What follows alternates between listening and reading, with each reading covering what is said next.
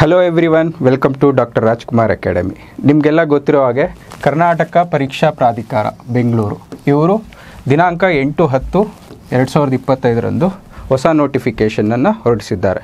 So ಈ notification mainly H K ಮತ್ತು ನಾನ್ H K separate notifications ಕೊಟ್ಟಿದ್ದಾರೆ. ನಾನ್ ಎಚ್ ಕೆ ಇದರಲ್ಲಿ ಸರ್ಕಾರಿ ಸಂಸ್ಥೆ ನಿಗಮ ಸಂಸ್ಥೆಗಳಲ್ಲಿ ಅಂತ ಕೊಟ್ಟಿದ್ದಾರೆ. ಯಾವ್ಯಾವ ಸಂಸ್ಥೆ ನಿಗಮಗಳು ಅಂದರೆ ಬೆಂಗಳೂರು ಅಭಿವೃದ್ಧಿ ಪ್ರಾಧಿಕಾರ, Karnataka soaps and detergents, Rajiv Gandhi ಆರೋಗ್ಯ ವಿಜ್ಞಾನ, ಕಲ್ಯಾಣ ಕರ್ನಾಟಕ, ವಾಯುವ್ಯ ಕರ್ನಾಟಕ ರಸ್ತೆ ಸಾರಿಗೆ ಸಂಸ್ಥೆ, ಕೃಷಿ ಮಾರಾಟ ಇಲಾಖೆ, ತಾಂತ್ರಿಕ ಶಿಕ್ಷಣ ಇಲಾಖೆ ಮತ್ತು ಶಾಲಾ ಶಿಕ್ಷಣ ಇಲಾಖೆ. ಈ ಎಲ್ಲ ಸಂಸ್ಥೆ ನಿಗಮಗಳಲ್ಲಿ ಅಧಿಸೂಚನೆಯನ್ನು ಹೊರಡಿಸಿದ್ದಾರೆ. ಈ ಅಧಿಸೂಚನೆ ಆಲ್ರೆಡಿ ಈಗ ಅಪ್ಲಿಕೇಶನ್ ಸ್ಟಾರ್ಟ್ ಆಗಿದೆ. ಲಾಸ್ಟ್ ಡೇಟ್ ಬಂದು 31 ಅಕ್ಟೋಬರ್ 2025. ಓಕೆ, ಸೊ ಇಲ್ಲಿ 1 ಪಾಯಿಂಟ್ ನೋಟ್ ಮಾಡಬೇಕು. ನಾನ್ ಎಚ್ ಕೆಗೆ 31 ಅಕ್ಟೋಬರ್ 2025 ಲಾಸ್ಟ್ ಡೇಟ್ ಇದೆ. ಎಚ್ ಕೆಗೆ ಬಂದರೆ ಸೇಮ್ ಅಧಿಸೂಚನೆ, ಅಪ್ಲಿಕೇಶನ್ ಆಲ್ರೆಡಿ ಸ್ಟಾರ್ಟ್ ಆಗಿದೆ. Last date November 10. ಓಕೆ, ಇದು ಇಂಪಾರ್ಟೆಂಟ್. ಎಚ್ ಕೆಗೆ November 10 last date, non H ಕೆಗೆ 31 ಅಕ್ಟೋಬರ್ ಲಾಸ್ಟ್ ಡೇಟ್. ಓಕೆ, ವಿವಿಧ ಇಲಾಖೆಗಳ ಬಗ್ಗೆ ಮೆನ್ಷನ್ ಮಾಡಿದ್ದಾರೆ. ಪ್ರತಿ ಇಲಾಖೆಯಲ್ಲಿ ಖಾಲಿ ಇರುವಂಥ ಹುದ್ದೆಗಳು. ಈಗ ಬೆಂಗಳೂರು ಅಭಿವೃದ್ಧಿ ಪ್ರಾಧಿಕಾರ, ಇದರಲ್ಲಿ ನಾನು ನಾನ್ ಎಚ್ ಕೆ ನೋಟಿಫಿಕೇಷನ್ ತೊಗೊಂಡು ಬೆಂಗಳೂರು ಅಭಿವೃದ್ಧಿ ಪ್ರಾಧಿಕಾರದಲ್ಲಿ ಇದರಲ್ಲಿ ಪ್ರಥಮ ದರ್ಜೆ ಸಹಾಯಕರು ಮತ್ತು ದ್ವಿತೀಯ ದರ್ಜೆ ಸಹಾಯಕರು ಇವೆರಡು ಪೋಸ್ಟ್ ಇದೆ. ಅದೇ ಥರ Karnataka soaps and detergents limited, ಇಲ್ಲಿ ಕಿರಿಯ ಅಧಿಕಾರಿ ಎಲ್ಲನೂ ಕಿರಿಯ ಅಧಿಕಾರಿ, ಬಟ್ ಡಿಫ್ರೆಂಟ್ ಡಿಪಾರ್ಟ್ಮೆಂಟ್. ಗುಣ ಮತ್ತು ಆಶ್ವಾಸನೆ, ಉತ್ಪಾದನೆ ಮತ್ತು ನಿರ್ವಹಣೆ, ಸಾಮಗ್ರಿ ಮತ್ತು ಉಗ್ರಾಣ. ಓಕೆ, ಸೊ ರಾಜೀವ್ ಗಾಂಧಿ ಆರೋಗ್ಯ ವಿಜ್ಞಾನ ವಿಶ್ವವಿದ್ಯಾಲಯ, ಇದರಲ್ಲಿ junior programmer group B post, ಸಹಾಯಕ engineer civil group B post, ಸಹಾಯಕ ಗ್ರಂಥಪಾಲಕ ಗ್ರೂಪ್ ಸಿ ಪೋಸ್ಟ್, ಸಹಾಯಕ ಗ್ರೂಪ್ ಸಿ ಮತ್ತು ಕಿರಿಯ ಸಹಾಯಕ. ಈ ಥರ ವಿವಿಧ ಹುದ್ದೆಗಳಿಗೆ ಹುದ್ದೆಗಳ ಸಂಖ್ಯೆಗಳ ಸಮೇತ ಕೊಟ್ಟಿದ್ದಾರೆ. ಓಕೆ, ಇದೇ ಥರ ಕಲ್ಯಾಣ ಕರ್ನಾಟಕ ರಸ್ತೆ ಸಾರಿಗೆ ನಿಗಮ, ಇದರಲ್ಲಿ ಖಾಲಿ ಇರುವಂಥ ಹುದ್ದೆಗಳು ಸಹಾಯಕ ಲೆಕ್ಕಿಗ, ನಿರ್ವಾಹಕ. ಇದೇ ಥರ ವಾಯುವ್ಯ ಕರ್ನಾಟಕ ರಸ್ತೆ ಸಾರಿಗೆ ಸಂಸ್ಥೆ, ಇದರಲ್ಲಿ ಸಹಾಯಕ ಸಂಚಾರ ನಿರೀಕ್ಷಕ ಹಿಂಬಾಕಿ ಖಾಲಿ ಉಳಿದಿರುವಂಥ ಹುದ್ದೆಗಳು. ಓಕೆ, ನೆಕ್ಸ್ಟ್ ಕೃಷಿ ಮಾರಾಟ ಇಲಾಖೆಯಲ್ಲಿ ಇದರಲ್ಲಿ ಖಾಲಿ ಇರುವಂಥ ಸಹಾಯಕ ಅಭಿಯಂತರರು civil. Okay, group B post, ಕಿರಿಯ ಅಭಿಯಂತರರು again civil group C post, ಮಾರುಕಟ್ಟೆ ಮೇಲ್ವಿಚಾರಕರು ಗ್ರೂಪ್ ಸಿ ಪೋಸ್ಟ್, ಪ್ರಥಮ ದರ್ಜೆ ಸಹಾಯಕರು ಗ್ರೂಪ್ ಸಿ ಪೋಸ್ಟ್, ದ್ವಿತೀಯ ದರ್ಜೆ ಸಹಾಯಕರು ಗ್ರೂಪ್ ಸಿ ಪೋಸ್ಟ್, ಮಾರಾಟ ಸಹಾಯಕರು again group C post. Okay, ಇದರಲ್ಲಿ ಕೃಷಿ ಮಾರಾಟ ಇಲಾಖೆಯಲ್ಲಿ ಒಟ್ಟು 180 ಪೋಸ್ಟ್ ಇದೆ. ಇದೇ ಥರ ನೆಕ್ಸ್ಟ್ ತಾಂತ್ರಿಕ ಶಿಕ್ಷಣ ಇಲಾಖೆ, ಇದರಲ್ಲಿ ಖಾಲಿ ಇರುವಂಥ ಹುದ್ದೆಗಳು ಪ್ರಥಮ ದರ್ಜೆ ಸಹಾಯಕರು, ಟೋಟಲ್ 50 ಪೋಸ್ಟ್ ಇದೆ. ದೆನ್ ಶಾಲಾ ಶಿಕ್ಷಣ ಇಲಾಖೆ, ಪದವಿ ಪೂರ್ವ ಶಿಕ್ಷಣ ಇಲಾಖೆ, ಇದರಲ್ಲಿ ಗ್ರಂಥಪಾಲಕರು 10 ಪೋಸ್ಟ್ ಇದೆ. ಈ ವಿವಿಧ ಹುದ್ದೆಗಳ ಶೈಕ್ಷಣಿಕ ವಿದ್ಯಾರ್ಹತೆ ಇದು ತುಂಬ ಇಂಪಾರ್ಟೆಂಟ್ ಆಗುತ್ತೆ. ಯಾಕಂದರೆ ಹಲವಾರು ಹುದ್ದೆಗಳನ್ನು ಹಲವಾರು ನಿಗಮಗಳಲ್ಲಿ ಕಾಲ್ಫಾರ್ ಮಾಡ್ಯಾರಲ್ಲ. ಇದರಲ್ಲಿ ಪ್ರಥಮ ದರ್ಜೆ ಸಹಾಯಕರು, ಓಕೆ, ಪ್ರಥಮ ದರ್ಜೆ ಕೋರ್ಟ್ ಕ್ಲರ್ಕ್, ರೆವೆನ್ಯೂ ಇನ್ಸ್ಪೆಕ್ಟರ್, ಇದು ಗ್ರೂಪ್ ಸಿ. ಓಕೆ, ಮತ್ತು ಸಹಾಯಕ ಅಂತ ಏನು ನೋಡಿದ್ವಲ್ಲ, ಅಗೈನ್ ಗ್ರೂಪ್ ಸಿ.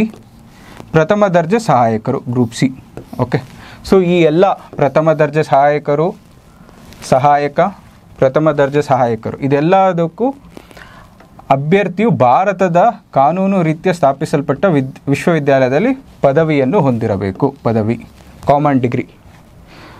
ತುಂಬ ಜನ ಇದೇ ಎಕ್ಸಾಮ್ಗೆ ಪ್ರಿಪೇರ್ ಆಗ್ತಿರ್ತಾರೆ. ಓಕೆ, ಯಾಕಂದರೆ ಕಾಮನ್ ಡಿಗ್ರಿ ಕೇಳಿರ್ತಾರೆ. ನೆಕ್ಸ್ಟ್ ದ್ವಿತೀಯ ದರ್ಜೆ ಸಹಾಯಕರು ಗ್ರೂಪ್ ಸಿ, ಮಾರಾಟ ಸಹಾಯಕರು, ಕಿರಿಯ ಸಹಾಯಕರು. ಓಕೆ, ಇದಕ್ಕೆ ವಿದ್ಯಾರ್ಹತೆ ಏನು? ದ್ವಿತೀಯ PUC ಅಥವಾ ತತ್ಸಮಾನ.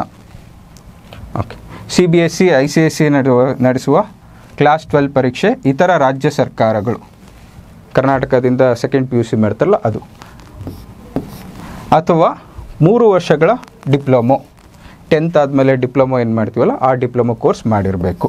ನೆಕ್ಸ್ಟ್ ಸಾರಿಗೆ ಸಂಸ್ಥೆಗಳಲ್ಲಿ ಕೇಳಿರುವಂಥ ಸಹಾಯಕ ಸಂಚಾರ ನಿರೀಕ್ಷಕರು. ಓಕೆ, ಇದರಲ್ಲಿ ನಾವು ಅಬ್ಸರ್ವ್ ಮಾಡಬೇಕು, ಇಲ್ಲಿ ಪ್ರಥಮ ದರ್ಜೆಯಲ್ಲಿ ಉತ್ತೀರ್ಣರಾಗಿರಬೇಕು. ಓಕೆ, ಸೊ ಇದನ್ನು ಫಸ್ಟ್ ಮೆನ್ಷನ್ ಮಾಡಿ. ಓಕೆ, ಇಲ್ಲೇನು ಹೇಳಿದರೆ ಕಲಾ ವಾಣಿಜ್ಯ ವಿಜ್ಞಾನದಲ್ಲಿ PUC ಪರೀಕ್ಷೆ ಪಾಸ್ ಮಾಡಿರಬೇಕು.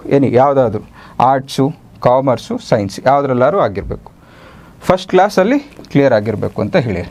ಯಾಕೆ ಅಂದರೆ ಮುಂದೆ ನೋಟಿಫಿಕೇಷನಲ್ಲಿ ಕೊಟ್ಟಿದ್ದಾರೆ. ಇಲ್ಲೇನು ಹೇಳ್ತಾರೆ ಅಂದರೆ, ಸೊ ಸಾಮಾನ್ಯ ಸಾಮರ್ಥ್ಯ ಪರೀಕ್ಷೆಯಲ್ಲಿ ನಡೆಸಲಾಗುವುದು ಸಹಾಯಕ ಸಂಚಾರ ನಿರೀಕ್ಷಕರು, ಇಲ್ಲೇನು ಹೇಳ್ಯಾರ, ಸಹಾಯ ಸಂಚಾರಕ ನಿರೀಕ್ಷಕರು, ನಿರ್ವಾಹಕರು ಮತ್ತು ಸಹಾಯಕ ಲೆಕ್ಕಿಗ ಹುದ್ದೆಗೆ ಅರ್ಜಿ ಸಲ್ಲಿಸಿದ ಅಭ್ಯರ್ಥಿಗಳು ಸಾಮಾನ್ಯ ಪರೀಕ್ಷೆ ಜನರಲ್ ಪೇಪರ್ ಏನಿದೆ ಅಲ್ಲ ಅದರಲ್ಲಿ ಪಡೆದಿರುವ 75%.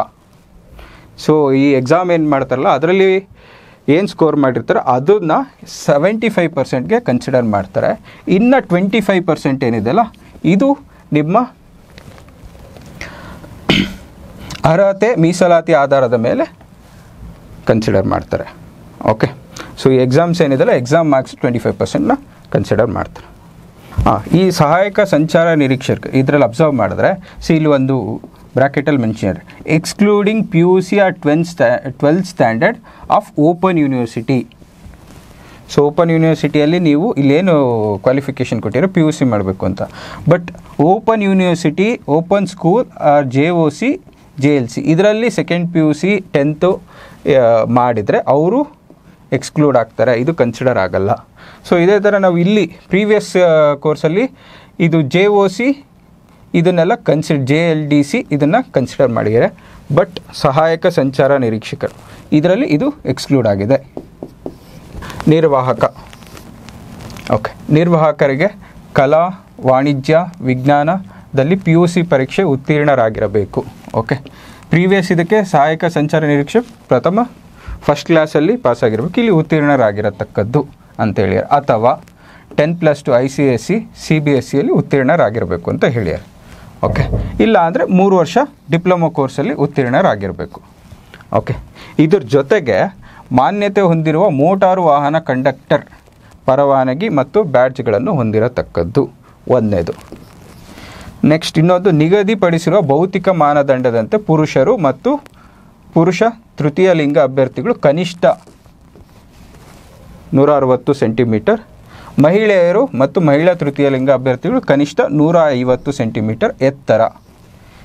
ಸೊ ಇಲ್ಲಿ ಹೈಟ್ ಕ್ವಾಲಿಫಿಕೇಷನ್ ಹೇಳಿದರೆ 160 centimetre for men, 150 centimetre for women. Next ಹುದ್ದೆ ಸಹಾಯಕ ಲೆಕ್ಕಿಗ. ಸೊ ಈ ಸಹಾಯಕ ಲೆಕ್ಕಿಗಗೆ ನೀವು ಕಾಮರ್ಸ್ ಡಿಗ್ರಿ ಮಾಡಿರಬೇಕು ಮತ್ತು ಅದ್ರ ಜೊತೆ ಕಂಪ್ಯೂಟರ್ ನಾಲೆಡ್ಜ್ ಇರಬೇಕು. ಓಕೆ, ನೆಕ್ಸ್ಟ್ ಕಿರಿಯ ಅಧಿಕಾರಿ. ಓಕೆ, ಸೊ ಇದು ಟೆಕ್ನಿಕಲ್ ಬರುತ್ತೆ, QND, ಇದಕ್ಕೆ MSc ಕೆಮಿಸ್ಟ್ರಿ ಆಗಿರಬೇಕು. ನೆಕ್ಸ್ಟ್ ಕಿರಿಯ ಅಧಿಕಾರಿ ಉತ್ಪಾದನೆ ಮತ್ತು ನಿರ್ವಹಣೆ. ಸೊ ಇಂಜಿನಿಯರಿಂಗ್ ಸ್ಟೂಡೆಂಟ್ಸ್ ಯಾರಿದ್ದಾರೆ ಅವ್ರಿಗೆ BE BTech in chemical, mechanical, electrical, IP industrial production or MSc chemistry. Okay, so MSc chemistry ಇರೋರು ಕಿರಿಯ ಅಧಿಕಾರಿ, QND ಮತ್ತು ಉತ್ಪಾದನೆ ನಿರ್ವಹಣೆ 2 ಎಕ್ಸಾಮ್ಸ್ನ ಬರೀಬೋದು. ನೆಕ್ಸ್ಟ್ ಕಿರಿಯ ಅಧಿಕಾರಿ ಸಾಮಗ್ರಿ ಮತ್ತು ಉಗ್ರಾಣ. ಸೊ ಇದಕ್ಕೆ any degree with PG diploma in material management, business administration or MBA ಇದು ಸ್ಪೆಸಿಫಿಕ್ ಆಗಿದೆ. ನೆಕ್ಸ್ಟ್ ಸಹಾಯಕ ಗ್ರಂಥಪಾಲಕ. ಸೊ ಈ ಸಹಾಯಕ ಗ್ರಂಥಪಾಲಕಕ್ಕೆ education qualification masters degree in library science and information science by university established by law in India. Okay, so again ಈ degree ಜೊತೆಗೆ they should also possess computer knowledge ಗೊತ್ತಿರಬೇಕು. ಗ್ರಂಥಪಾಲಕ ಗ್ರೂಪ್ C ಇದಕ್ಕೆ they must be holder of masters in library science. Okay, and specifically ಇಲ್ಲಿ minimum 55% marks ಹೊಂದಿರಬೇಕು ಅಂತ ಹೇಳಿ. Okay, ಇದು ಇಂಪಾರ್ಟೆಂಟ್ ಆಗುತ್ತೆ. Next junior programmer group C. Okay, they must possess a bachelors degree of engineering in electronics or computer science or MCA. Okay, ಇದು again BE ಸ್ಟೂಡೆಂಟ್ಸ್ಗೆ ಇಲ್ಲಿರೋದು BE. Okay, so BE in electronics or computer science or MCA. Okay, next ಹುದ್ದೆ ಸಹಾಯಕ engineer civil. So again ಇದಕ್ಕೆ BE civil ಆಗಿರಬೇಕು. ಸಹಾಯಕ ಅಭಿಯಂತರರು civil same BE ಸಿವಿಲಲ್ಲಿ ಆಗಿರಬೇಕು. ನೆಕ್ಸ್ಟ್ ಕಿರಿಯ ಅಭಿಯಂತರರು. ಓಕೆ, ಇದಕ್ಕೆ ಡಿಪ್ಲೊಮೊ ಇನ್ ಸಿವಿಲ್. ಓಕೆ. ಸಿವಿಲ್ಗೆ ಇಲ್ಲಿ ಸಹಾಯಕ ಇಂಜಿನಿಯರ್, ಸಹಾಯಕ ಅಭಿಯಂತರರು, ಕಿರಿಯ ಅಭಿಯಂತರರು, ಮೂರಕ್ಕೂ ಸಿವಿಲ್ ಇದೆ. ಮಾರುಕಟ್ಟೆ ಮೇಲ್ವಿಚಾರಕರು, ಇದಕ್ಕೆ BSc in agriculture marketing and cooperation or BSc in business management from a university recognised by ICAR.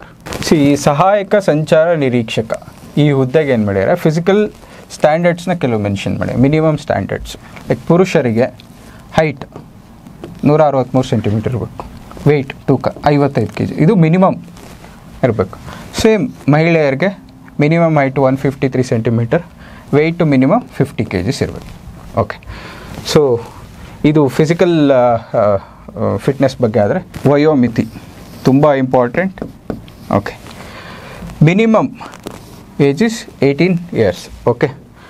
ಇದು ಏನು, ಅರ್ಜಿಗಳನ್ನು ಸ್ವೀಕರಿಸಲು ನಿಗದಿಪಡಿಸಿರುವ ಕೊನೆಯ ದಿನಾಂಕದಂದು 18 ವರ್ಷ ತುಂಬಿರಬೇಕು. ಓಕೆ. ಇದು ಮಿನಿಮಮ್ ಬಗ್ಗೆ ಆಯಿತು. ಮ್ಯಾಕ್ಸಿಮಮ್ ಬಗ್ಗೆ ತುಂಬ ರಿಕ್ವೆಸ್ಟ್ ಇತ್ತು, ಏಜ್ ರಿಲ್ಯಾಕ್ಸೇಷನ್ ಮಾಡಬೇಕು ಅಂತ.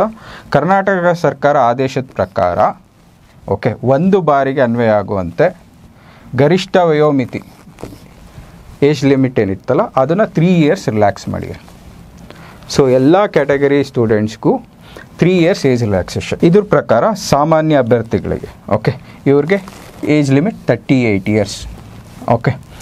Next category 2A, 2B, 3A, 3B ಈ ಎಲ್ಲ ಅಭ್ಯರ್ಥಿಗಳಿಗೆ ಏಜ್ ಲಿಮಿಟು 41 years. ಓಕೆ.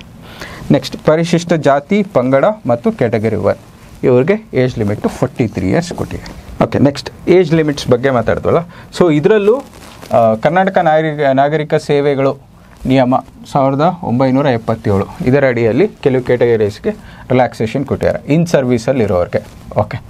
ಸೇವೆ ಸಲ್ಲಿಸಿರುವಷ್ಟು ವರ್ಷಗಳು ಅಥವಾ 10 ವರ್ಷಗಳ ಅವಧಿ, ಅದರಲ್ಲಿ ಯಾವ್ದು ಕಡಿಮೆ ಇರುತ್ತೋ ಅದು. ಈಗ 15 ವರ್ಷ ಸರ್ವಿಸ್ ಮಾಡಿದ್ದಾರೆ ಅಂದರೆ ಅವ್ರಿಗೆ ಕನ್ಸಿಡರ್ ಮಾಡೋದು 10 ವರ್ಷ. ಓಕೆ. ಅದೇ ಥರ ಮಾಜಿ ಸೈನಿಕರು, ಅವರು ಸೇವೆ ಸಲ್ಲಿಸಿರುವ ವರ್ಷಗಳಿಗೆ 3 ವರ್ಷ ಸೇರಿಸಿ. ಓಕೆ. 10 ವರ್ಷ ಸೇವೆ ಸಲ್ಲಿಸಿದರೆ 10 + 3 13 ವರ್ಷ ಏಜ್ ರಿಲ್ಯಾಕ್ಸೇಷನ್ ಇರುತ್ತೆ. Next national cadet corps NCC. Okay. ಇಲ್ಲಿ ಏನು ಸೇವೆ ಸಲ್ಲಿಸಿರ್ತಾರೋ ಅಷ್ಟು ವರ್ಷ ಏಜ್ ರಿಲ್ಯಾಕ್ಸೇಷನ್ ಇರುತ್ತೆ. ನೆಕ್ಸ್ಟ್ ವಿಶೇಷ ಚೇತನ ಅಭ್ಯರ್ಥಿಗಳಿಗೆ ಇವರಿಗೆ 10 ವರ್ಷ ಏಜ್ ರಿಲ್ಯಾಕ್ಸೇಷನ್ ಕೊಟ್ಟಿದೆ. ಓಕೆ. ಸೊ ಈ ಏಜ್ ರಿಲ್ಯಾಕ್ಸೇಷನ್ಸ್ ಎಲ್ಲ ಎಕ್ಸೆಪ್ಟ್ ಫಾರ್ ವಾಯುವ್ಯ ಕರ್ನಾಟಕ ರಸ್ತೆ ಸಾರಿಗೆ ಸಂಸ್ಥೆ ಮತ್ತು ಕಲ್ಯಾಣ ಕರ್ನಾಟಕ ರಸ್ತೆ ಸಾರಿಗೆ ಸಂಸ್ಥೆ. ರಸ್ತೆ ಸಾರಿಗೆ ಸಂಸ್ಥೆಗಳು ಬಿಟ್ಟು ಬೇರೆ ಯಾವ ಪೋಸ್ಟ್ ಕರೆದಿಲ್ಲ ಅದು ಇದು ಏಜ್ ರಿಲ್ಯಾಕ್ಸೇಷನ್. ಇದಕ್ಕೆ ಸಪ್ರೇಟ್ ಇದೆ. ಏನಿದೆ? ಓಕೆ. ಸೊ ಈ ಸಾರಿಗೆ ಸಂಸ್ಥೆಗಳಲ್ಲಿ ಏನು ಮಾಡಿದ್ದಾರೆ, ಯಾವುದೇ ಡಿಫ್ರೆಂಟ್ ಕ್ಯಾಟಗರಿ ಹೇಳಿದ್ವಲ್ಲ 10 ವರ್ಷ ಗರಿಷ್ಠ ಇಷ್ಟು ರಿಲ್ಯಾಕ್ಸೇಷನ್ ಕೊಟ್ಟಿರ್ತಾರೆ. ಮ್ಯಾಕ್ಸಿಮಮ್ ಏನು 45 ವರ್ಷದೊಳಗಿರಬೇಕು. ಸೊ ಎಲ್ಲ ಪೋಸ್ಟ್ಗೆ ಅಪ್ಲೈ ಮಾಡಬೇಕು ಅಂದರೆ ನಾವು ಈ ವೆಬ್ಸೈಟ್ cet.karnataka.gov.in/KEA ಇಲ್ಲಿ ಅಪ್ಲೈ ಮಾಡಬೇಕು. ಓಕೆ. ಲಾಸ್ಟ್ ಡೇಟ್ ಅಗೈನ್ HKಗೆ ನಾನ್ HKಗೆ ಬೇರೆ ಇದೆ. ನಾನ್ HKಗೆ October 31st ಲಾಸ್ಟ್ ಡೇಟ್, ಇದರೊಳಗೆ ಅಪ್ಲೈ ಮಾಡಬೇಕು. ನೆಕ್ಸ್ಟ್ ಎಕ್ಸಾಮ್ ಡೇಟ್ ಬಗ್ಗೆ, ಸ್ಪರ್ಧಾತ್ಮಕ ಪರೀಕ್ಷೆಯ ವೇಳಾಪಟ್ಟಿಯನ್ನು ನಂತರದ ದಿನಗಳಲ್ಲಿ ಪ್ರಾಧಿಕಾರದ ವೆಬ್ಸೈಟ್ನಲ್ಲಿ ಪ್ರಕಟಿಸಲಾಗುವುದು ಅಂತ ಹೇಳಿ ಎಕ್ಸಾಮ್ ಡೇಟ್ನ ವೆಬ್ಸೈಟಲ್ಲಿ ಹಾಕ್ತಾರೆ. ಓಕೆ. ನೆಕ್ಸ್ಟ್ ಈ ಎಕ್ಸಾಮ್ಸ್ಗೆ ಅಪ್ಲೈ ಮಾಡೋದಕ್ಕೆ ಶುಲ್ಕಗಳು. ಸೊ ಇದು ಆನ್ಲೈನ್ ಮೂಲಕನೇ ಶುಲ್ಕ ಪಾವತಿ ಮಾಡಬೇಕು ಅಂತ ಮೆನ್ಷನ್ ಮಾಡಿದ್ದಾರೆ. ಅಗೇನ್ ಕ್ಯಾಟಗರಿ ವೈಸ್ ವೇರಿ ಆಗುತ್ತೆ. ಜನರಲ್ ಕ್ಯಾಟಗರಿಗೆ 3A, 3B, 2Aಗೆ 750 rupees ಇದೆ. ಅದೇ ಥರ ಕ್ಯಾಟಗರಿ 1 SC, ST ಮಾಜಿ ಸೈನಿಕರಿಗೆ 500 ರೂಪಾಯಿ ಇದೆ. ವಿಶೇಷ ಚೇತನ ಅಭ್ಯರ್ಥಿಗಳಿಗೆ 250 ರೂಪಾಯಿ ಇದೆ. ಓಕೆ. ಸೊ ಇಲ್ಲಿ ವಿಶೇಷ ಚೇತನ ಅಭ್ಯರ್ಥಿಗಳು ಇದ್ರ ಬಗ್ಗೆ ಒಂದು ಟಿಪ್ಪಣಿ ಕೊಟ್ಟಿದ್ದಾರೆ. ಇಲ್ಲಿ 40%ಕ್ಕಿಂತ ಹೆಚ್ಚು ಅಂಗವಿಕಲತೆ ಹೊಂದಿರುವವರು. ಓಕೆ. ಸೊ ಅವ್ರನ್ನ ವಿಶೇಷ ಚೇತನರು ಅಂತ ಪರಿಗಣಿಸ್ತಾರೆ. ಓಕೆ.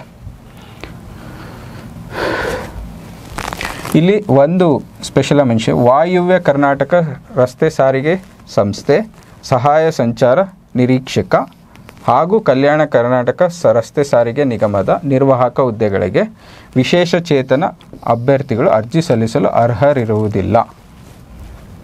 ಓಕೆ. ಮತ್ತು ಇದು ಬಿಟ್ಟು ಕೆಲವರು ಕಾಮನ್ ಡಿಗ್ರಿ ಮೇಲೆ ಸುಮಾರು ಪೋಸ್ಟ್ನ ಕಾಲ್ ಮಾಡಿದ್ದಾರೆ.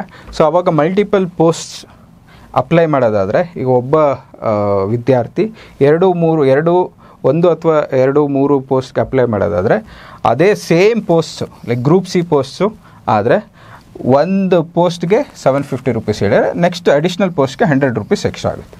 ಸೊ ನೆಕ್ಸ್ಟ್ ನೋಡೋದಾದರೆ ಸ್ಪರ್ಧಾತ್ಮಕ ಪರೀಕ್ಷಾ ವಿಧಾನ. ಸೊ ಎಕ್ಸಾಮ್ಸ್ನ ಹೇಗೆ ಕಂಡಕ್ಟ್ ಮಾಡ್ತಾರೆ, ಯಾವ ಥರ ಇರುತ್ತೆ ಎಕ್ಸಾಮ್ಸ್ ಅನ್ನೋದು. ಓಕೆ, ವೆರಿ ಬೇಸಿಕ್ ಕಡ್ಡಾಯ Kannada. Okay, so compulsory Kannada.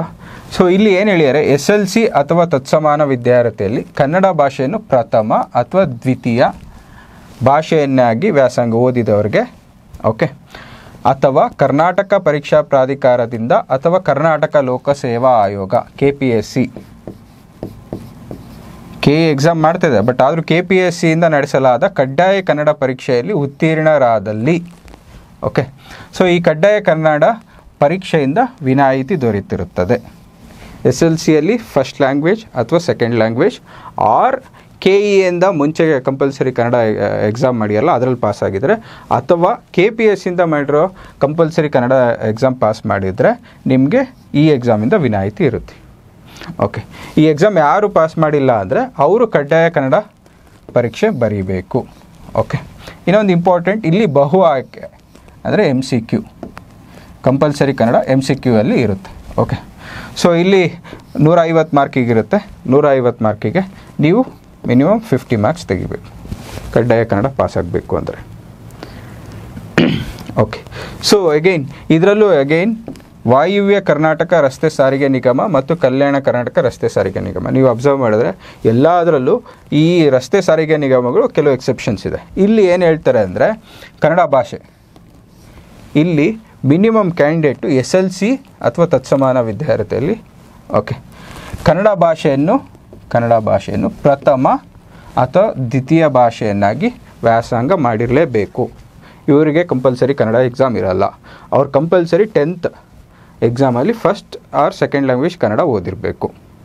So ಪ್ರಶ್ನೆ ಪತ್ರಿಕೆ ಹಾಗೂ ಪಠ್ಯಕ್ರಮ ಸಿಲೆಬಸ್ ತುಂಬ ಇಂಪಾರ್ಟೆಂಟ್. ತುಂಬ ಜನ ಸ್ಟೂಡೆಂಟ್ಸ್ ಕೇಳ್ತಿದ್ರಿ ಸಿಲೆಬಸ್.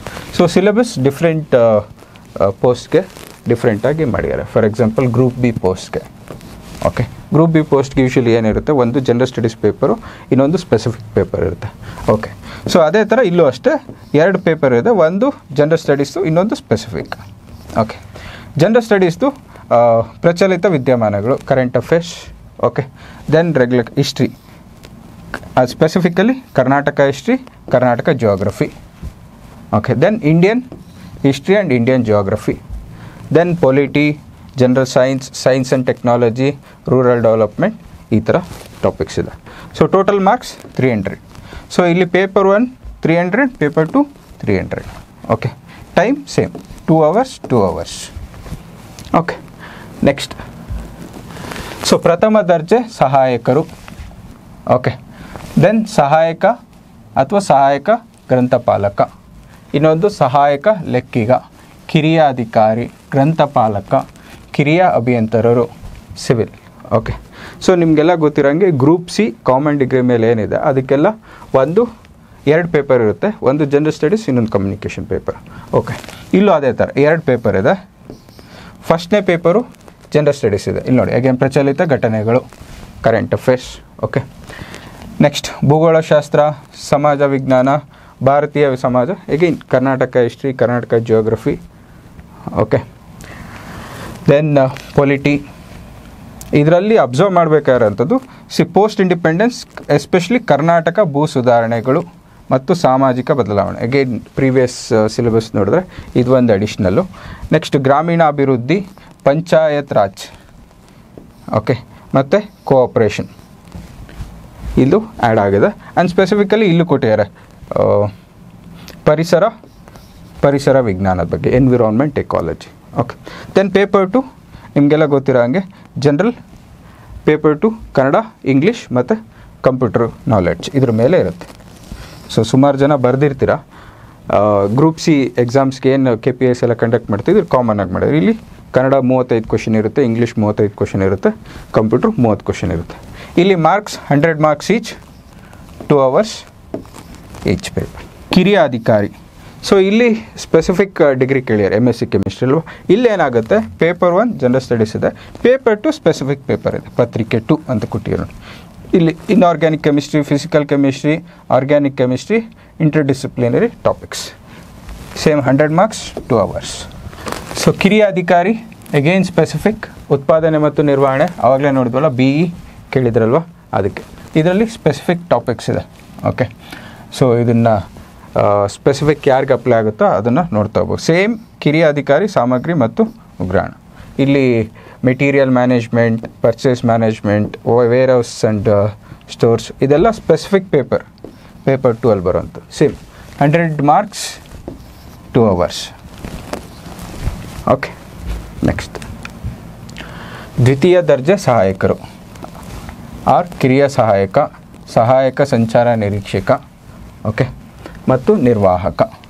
ಎಲ್ಲದಕ್ಕೂ ಒಂದೇ common, 2 paper, paper 1 paper 2, paper 1 general studies, paper 2 communication paper. Okay, so again general studies same, current affairs, then polity, ಭಾರತದ ಸಂವಿಧಾನ, ದೆನ್ ಸ್ಪೆಸಿಫಿಕ್ಕಾಗಿ ಕರ್ನಾಟಕಕ್ಕೆ ಸಂಬಂಧಿಸಿದ ಭಾರತದ ಇತಿಹಾಸ, ಕರ್ನಾಟಕದ ಇತಿಹಾಸ, ಭಾರತದ ಭೂಗೋಳಶಾಸ್ತ್ರ, ಕರ್ನಾಟಕ ಭೂಗೋಳಶಾಸ್ತ್ರ, ಗ್ರಾಮೀಣಾಭಿವೃದ್ಧಿ, ಅರ್ಥವ್ಯವಸ್ಥೆ, ಕರ್ನಾಟಕ ಪರಿಸರ ಸಂಬಂಧಿತ ಸಮಸ್ಯೆಗಳು ಮತ್ತು ಅಭಿವೃದ್ಧಿ ಕುರಿತ ವಿಷಯಗಳು. Okay, 100 questions, 100 marks 2 hours. Paper 2 communication paper, same Kannada, English, computer knowledge. Kannada 35, English 35 ಮತ್ತು ಕಂಪ್ಯೂಟರ್ ನಾಲೆಡ್ಜ್ ಮೇಲೆ 30 ಕ್ವಶನ್ಸ್ ಇರುತ್ತೆ. 100 marks 2 hours. Important points to be noted. Okay, ಈ ಸ್ಪರ್ಧಾತ್ಮಕ ಪರೀಕ್ಷೆಗೆ ವಿವರವಾದ ವೇಳಾಪಟ್ಟಿಯನ್ನು ಪ್ರಾಧಿಕಾರದಲ್ಲಿ ಅನೌನ್ಸ್ ಮಾಡ್ತೀವಿ ಅಂತ ಹೇಳಿದ್ದಾರೆ. ಓಕೆ, ಸೊ ಅಭ್ಯರ್ಥಿಯು ಅರ್ಹತೆಗಾಗಿ ಸ್ಪರ್ಧಾತ್ಮಕ ಪರೀಕ್ಷೆಯಲ್ಲಿ ಒಟ್ಟು ಅಂಕಗಳು ಪೇಪರ್ 1 ಪೇಪರ್ 2 ಸಪ್ರೇಟ್ ಅಲ್ಲ, ಒಟ್ಟು ಅಂಕಗಳು, ಅದರಲ್ಲಿ ಕನಿಷ್ಠ 35ರಷ್ಟು ಅಂಕಗಳನ್ನು ಗಳಿಸುವುದು ಕಡ್ಡಾಯವಾಗಿದೆ. ಸೊ ಮಿನಿಮಮ್ ಸ್ಕೋರ್ 35% ಇರಬೇಕು, including total paper 1 paper 2, specific paper ಮತ್ತು general studies general studies and communication ಯಾವ್ದು ಅಪ್ಲೈ ಆಗುತ್ತೋ ಅದು. ಓಕೆ, ಸೊ ಅಗೇನ್ ಇದರಲ್ಲಿ ಎಕ್ಸೆಪ್ಷನ್ಸ್, ಇದು ಎಲ್ಲದಕ್ಕೂ ಜನರಲ್ ಆಗಿದೆ. ಎಕ್ಸೆಪ್ಷನ್ಸ್ ಯಾವುದಕ್ಕೆ? ಸಾರಿಗೆ ಸಂಸ್ಥೆಗಳು ಇದೇನಿದೆ ಇದರಲ್ಲಿ ಈ ಮಿನಿಮಮ್ಮು 30%ಗೆ ಮಾಡಿದ್ದಾರೆ. ಸಾರಿಗೆ ಸಂಸ್ಥೆಗಳು ಯಾವ ಹುದ್ದೆಗಳಿದಾವೆ ಅದರಲ್ಲಿ ನೀವು ಮಿನಿಮಮ್ 30% ಮಾರ್ಕ್ಸ್ ತೆಗೆದಿರಬೇಕು. ಓಕೆ, ಅದು ಬಿಟ್ಟು ಬೇರೆದ್ರಲ್ಲೆಲ್ಲ 35%. ಅಗೇನ್ ನೆನ್ಪಿಡಿ, ಟೋಟಲ್ ಮಾರ್ಕ್ಸಲ್ಲಿ. ಓಕೆ, ಪೇಪರ್ ಸ್ಪೆಸಿಫಿಕ್ ಅಲ್ಲ, 2 ಸೇರಿ. ಇದು ಒಂದು. ನೆಕ್ಸ್ಟ್ ಇನ್ನೊಂದು ನೆಗೆಟಿವ್ ಮಾರ್ಕಿಂಗ್.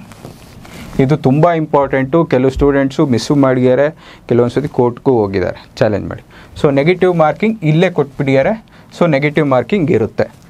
ಓಕೆ, ಸೊ ಏನು ಹೇಳ್ತಾರೆ ನೋಡೋಣ. ಸ್ಪರ್ಧಾತ್ಮಕ ಪರೀಕ್ಷೆ ಪ್ರಶ್ನೆ ಪತ್ರಿಕೆಗಳಲ್ಲಿ ಪ್ರತಿಯೊಂದು ಪ್ರಶ್ನೆಗೂ 4 ಪರ್ಯಾಯ ಉತ್ತರಗಳಿರುತ್ತದೆ. ಓಕೆ, 4 ಆಪ್ಷನ್ಸ್ ಇರುತ್ತೆ. ಅಭ್ಯರ್ಥಿಯು ಒಂದು ಸರಿ ಉತ್ತರವನ್ನು ಮಾತ್ರ ಆಯ್ಕೆ ಮಾಡತಕ್ಕದ್ದು. ಅಗೇನ್ ಮಲ್ಟಿಪಲ್ ನೀವು ಆನ್ಸರ್ ಮಾಡಿದ್ರೆ ಅದು ರಾಂಗ್ ಅಂತ ಕನ್ಸಿಡರ್ ಮಾಡಿ, ಒಂದು ಆನ್ಸರ್ ಮಾಡಬೇಕು. ಸೊ ಇಲ್ಲಿ ಏನಾಗುತ್ತೆ, ಪ್ರತಿ ತಪ್ಪು ಉತ್ತರಕ್ಕೆ for every wrong answer 1/4.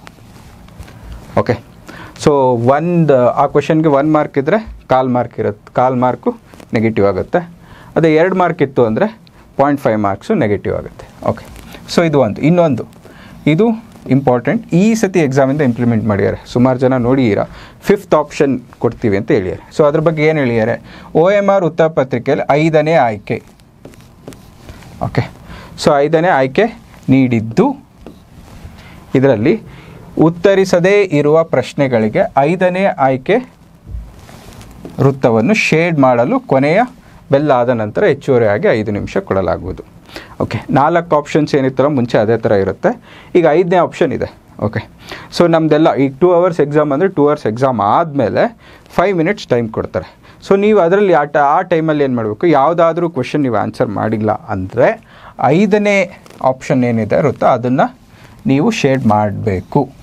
Okay, shade ಮಾಡಿಲ್ಲ ಅಂದರೆ ಏನಾಗುತ್ತೆ ಅಂತ ಕೇಳ್ತಾರೆ. ಶೇಡ್ ಮಾಡಿಲ್ಲ ಅಂದರೆ ಏನಾಗುತ್ತೆ, ಶೇಡ್ ಮಾಡದಿದ್ದರೆ ಪ್ರತಿ ಪ್ರಶ್ನೆಗೆ 1/4 1/4 ಅಂಕಗಳನ್ನು ಕಡಿತಗೊಳಿಸಲಾಗುವುದು.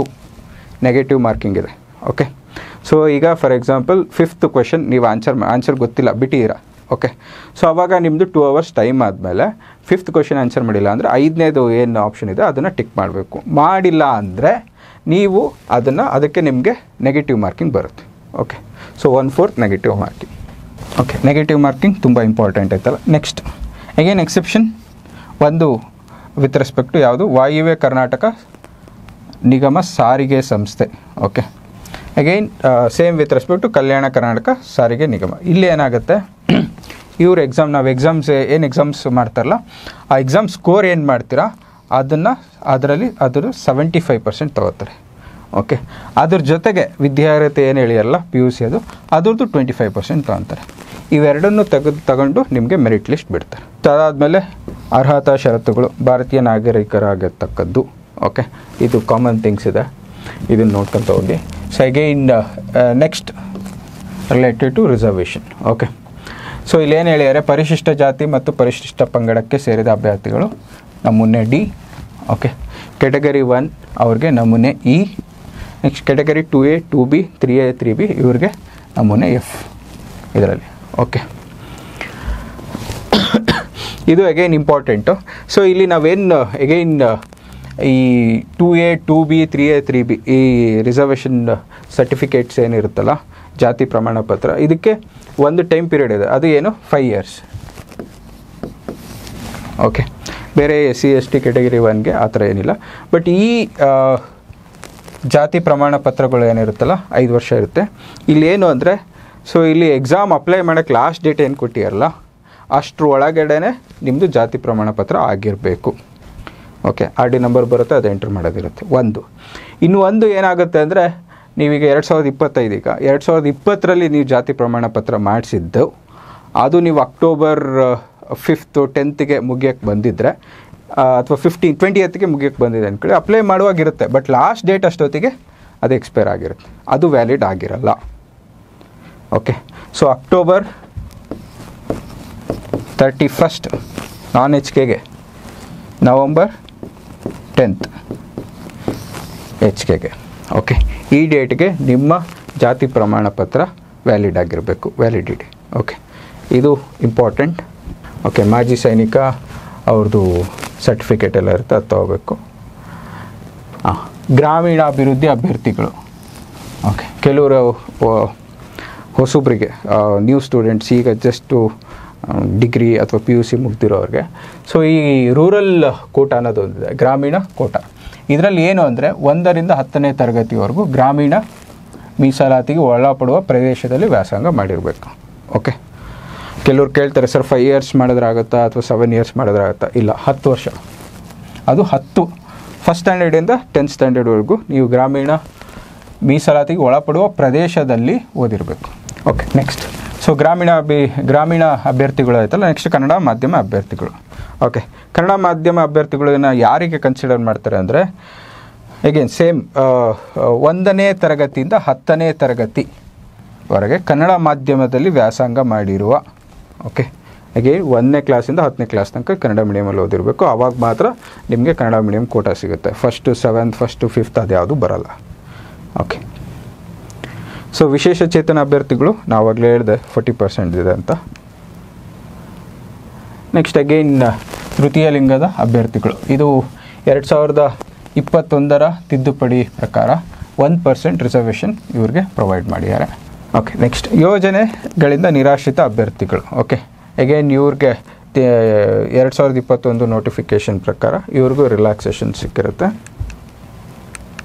ನೆಕ್ಸ್ಟ್ ಓಕೆ, ಇನ್ನೊಂದು, ಈ ಅಪ್ಲಿಕೇಶನ್ ನೀವು ಹಾಕುವಾಗ ಕೆಲವು small things and very important things. Okay, so ಅಭ್ಯರ್ಥಿ ಇತ್ತೀಚಿನ ಪಾಸ್ಪೋರ್ಟ್ ಅಳತೆಯ ಭಾವಚಿತ್ರ, ರೀಸೆಂಟ್ ಪಾಸ್ಪೋರ್ಟ್ ಸೈಜ್ ಫೋಟೋಸ್.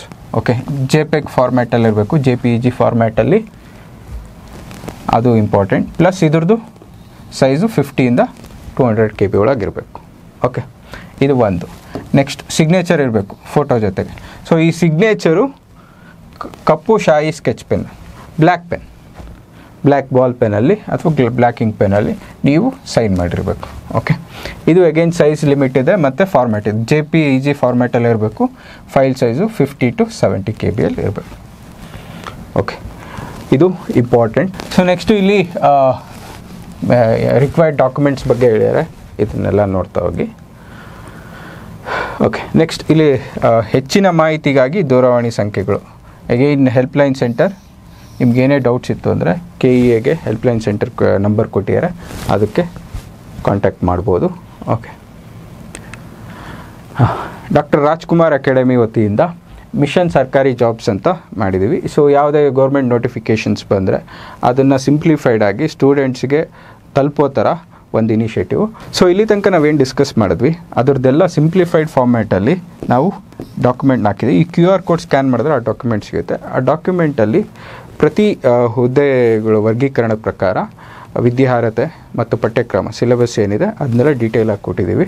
ನೀವು ಈ QR ಕೋಡ್ ಸ್ಕ್ಯಾನ್ ಮಾಡಿದ್ರೆ ನಿಮ್ಗೆ ಆ ಡಾಕ್ಯುಮೆಂಟ್ಸ್ ಎಲ್ಲ ಸಿಗುತ್ತೆ. ಹೆಚ್ಚಿನ ಮಾಹಿತಿಗಾಗಿ KEA ವೆಬ್ಸೈಟ್ನ ವಿಸಿಟ್ ಮಾಡಿ.